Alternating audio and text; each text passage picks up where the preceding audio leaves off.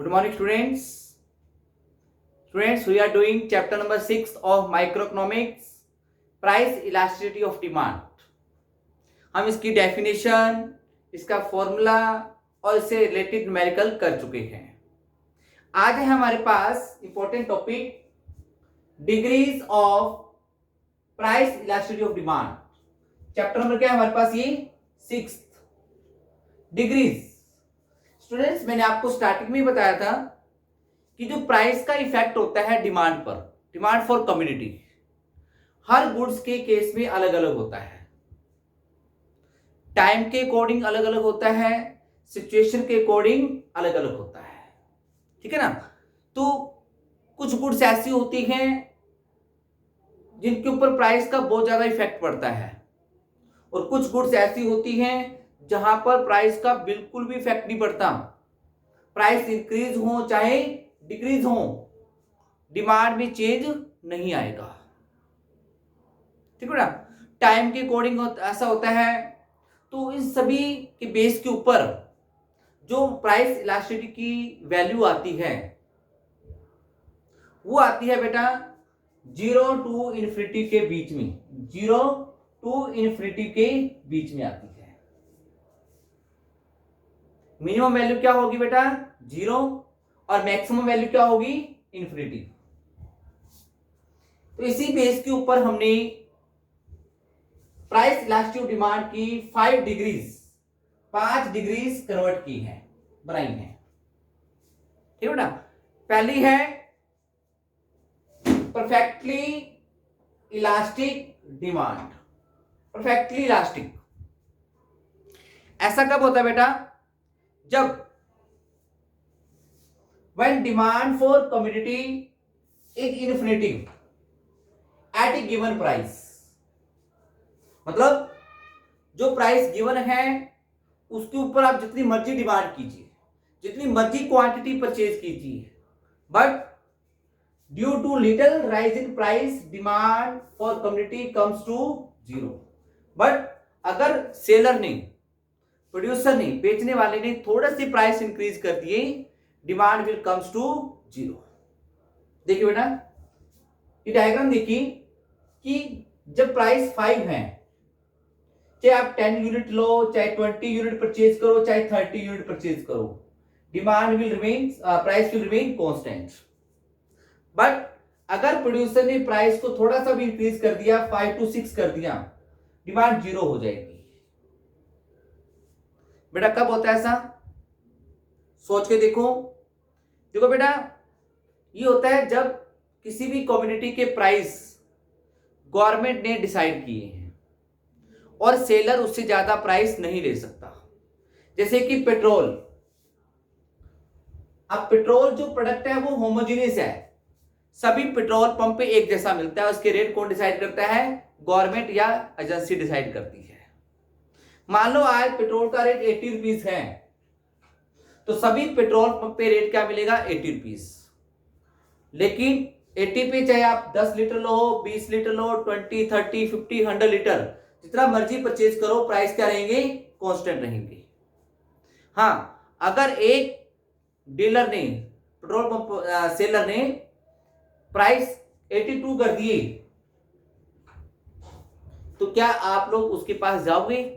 नहीं, क्योंकि आपको पता है दूसरे पेट्रोल पंप पे रेट क्या है? 80 है, तो ये ज्यादा नहीं ले सकता, कोई उसके पास नहीं जाएगा. तो वहां पे पेट्रोल की डिमांड क्या हो जाएगी? 0. ठीक है बेटा? तो ऐसा कब होता है? मैंने बताया जब जिसकी प्राइसेस गवर्नमेंट डिसाइड करती है, और जो प्रोडक्ट क्या होता है? होमोजेनियस होता है. सभी सेलर एक जैसा प्रोडक्ट सेल कर रहे हैं, एक ही क्वालिटी वाला प्रोडक्ट. क्लियर? जिसे हम कहते हैं, आपका लेसन भी आएगा परफेक्ट कंपटीशन मार्केट के अंदर सभी सेलर के प्राइस क्या होते हैं? सेम होते हैं. नेक्स्ट, इसके अंदर जो ईडी होगी आपकी वो क्या होगी? इन्फिनिटी. ये बहुत ज्यादा चेंज आ गया. प्राइस इलास्टिक डिमांड क्या है? इन्फिनिटी है. जो डिमांड कर्व बनेगा वो क्या बनेगा? Parallel to x axis. यानी डिमांड कर्व की शेप कैसी होगी? पैरेलल टू एक्स एक्सिस होगी. नेक्स्ट, परफेक्टली इनइलास्टिक डिमांड, यानी it is equal to 0. Perfectly inelastic, मतलब प्राइस डिमांड को बिल्कुल भी अफेक्ट नहीं कर रही है।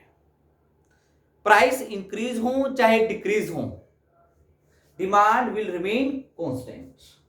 But demand for community remains constant either price increase और डिक्रीज। डायग्राम देखिए, डिमांड कर्व जो बना है आपका वो पैरेलल टू वाई एक्सिस है, वाई के पैरेलल। देखो चाहे प्राइस 5 है तो भी डिमांड कितनी है 20, 10 हो जाए तो भी 20, 2 हो जाए तो भी 20 है। ऐसा कब होता है? ये होता है बेटा हाईली नेसेसिटी गुड्स।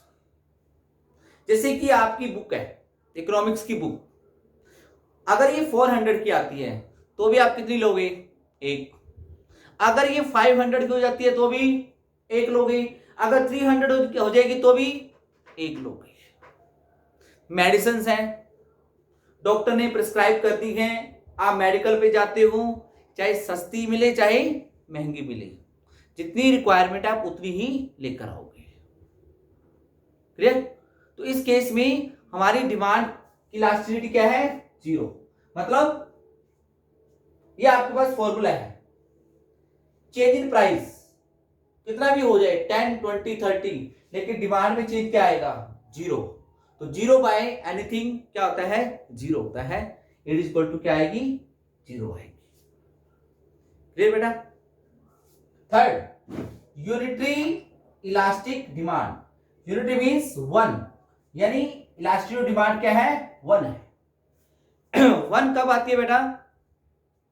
ये फॉर्मूला आपके पास, इस फॉर्मूले की वैल्यू 1 कब आएगी?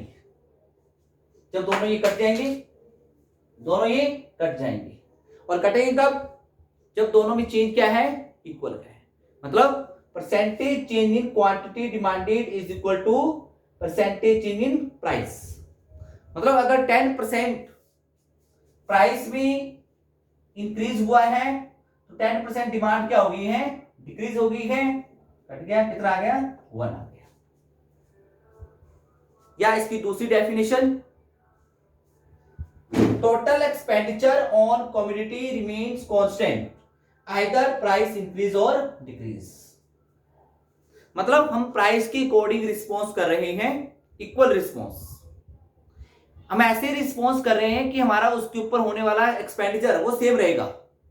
मतलब अगर किसी गुड्स के प्राइस 10 है, आप उसकी 2 यूनिट परचेज करते हो तो हमारा कितना एक्सपेंडिचर हो रहा है? 20। प्राइस डिक्रीज होकर 2 हो जाते हैं, हमने डिमांड चेंज की 10, लेकिन टोटल एक्सपेंडिचर क्या रहा हमारा? 20। प्राइस बढ़ के हो जाते हैं 20, हम परचेज करेंगे 120। ठीक बेटा? ये मोस्टली कब होता है? कंफर्टेबल गुड्स केस में।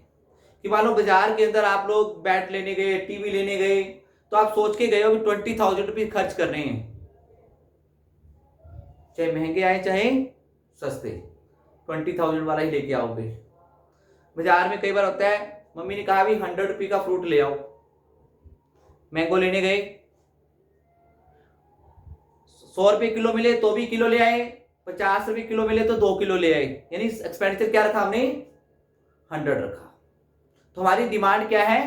Unitary elastic. इसके अंदर जो डायग्राम बनेगा बेटा, ये जो डायग्राम की शेप देखो, प्राइस टू डिमांड 10, ये जो एरिया है ये आपका रेक्टेंगल बन रही है, ये आपका शो करती है टोटल एक्सपेंडिचर। तो इसका जो एरिया है, और प्राइस 10 होने पर डिमांड क्या है? 2, तो ये भी क्या है? Total expenditure. मतलब दोनों रेक्टेंगल्स का एरिया सेम है। एरिया क्या होता है? Length into breadth. Length 10, breadth 2, area क्या आएगा? 20। लेंथ 2, ब्रेथ 10, एरिया क्या आएगा? 20। यानी दोनों रेक्टेंगल्स का एरिया सेम है, तो इसकी जो शेप बनती है डायग्राम की, इसे बोलते हैं रेक्टेंगुलर हाइपरबोला। क्या बोलेंगे उसको? Rectangular hyperbola. ठीक है बेटा? रेक्टेंगुलर हाइपरबोला शेप कब बनती है? जब डिमांड कर्व पे जितनी भी डायग्राम्स रेक्टेंगल्स बनेगी सबका एरिया क्या होगा, सेम होगा, that is called rectangular hyperbola shape. ठीक बेटा, तो ये थी आपकी 3 degrees, perfectly elastic, perfectly elastic और यूनिटरी इलास्टिक। 2 डिग्रीज हैं वो भी हम अभी करेंगे।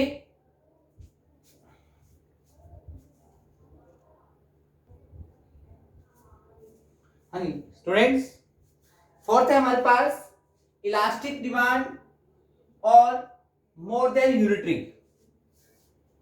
यानी जब ईडी इलास्टिक डिमांड की वैल्यू 1 से ज्यादा होती है, कब, when percentage change in quantity